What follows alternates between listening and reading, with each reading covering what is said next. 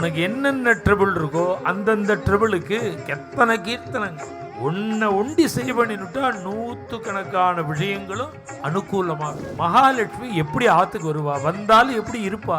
உதய காலத்திலையும் அஸ்தமன காலத்திலையும் ஒரு கால் பெருமாள் தூங்கினார்னா பெருமாளை விட்டு மகாலட்சுமி போயிடுவலாம்.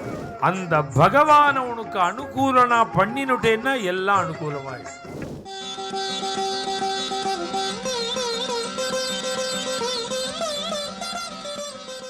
இந்த கீர்த்தனை எல்லாருக்கும் தெரியும்,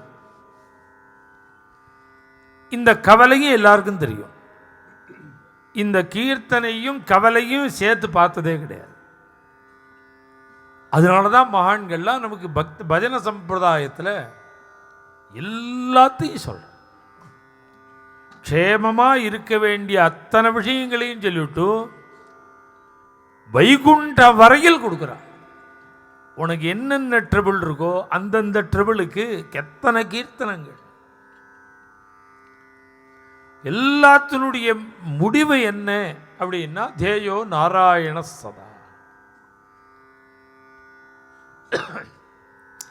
எல்லாம் அனுகூலமா வரணும்னு ஆசை இருக்கு.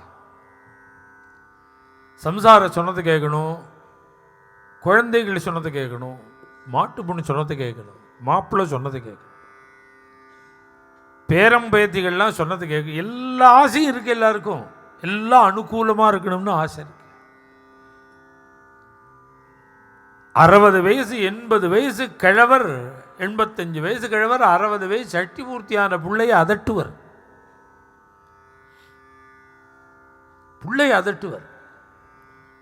இவர் செஞ்சுடுறேன் பாம்பர். இவர் அது நானே பார்த்த காலம். அது இங்கே வயசான வாழலாம் பார்த்துட்டு போயிடும்.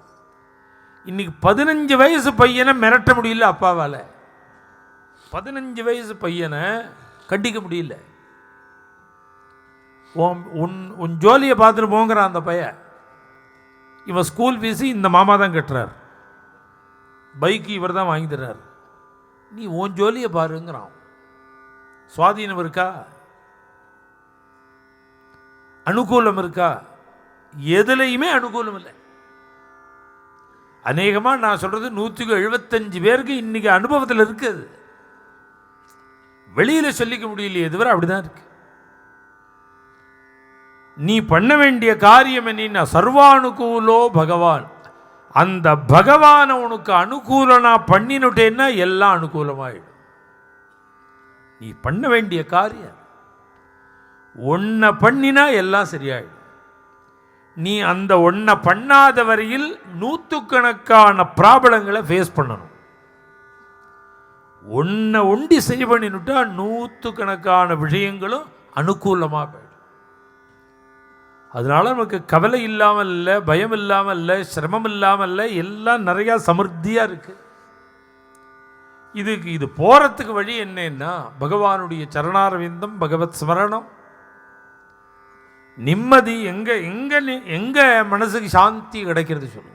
லைஃபையே ஷஷ்டி பூர்த்தி சதாபிஷேகம் இருந்து சந்தோஷமா இருந்தாலும் அது மாதிரி இன்னைக்கு யாராவது இருக்காளா?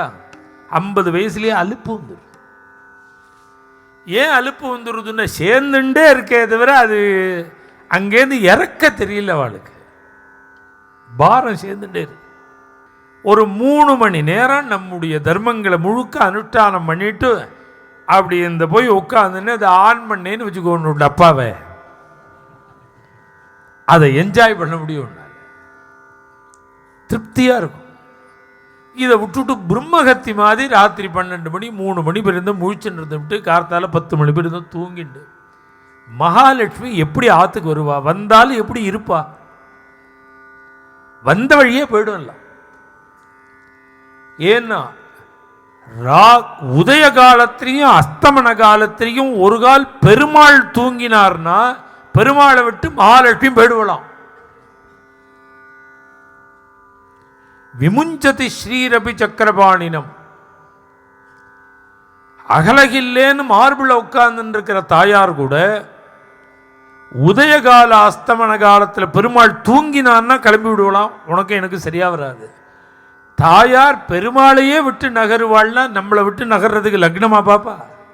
மேலும் இது போன்ற சிறப்பான நிகழ்ச்சிகளை காண இப்போவே லைக் பண்ணுங்க, ஷேர் பண்ணுங்க, மறக்காம சப்ஸ்கிரைப் பண்ணுங்க.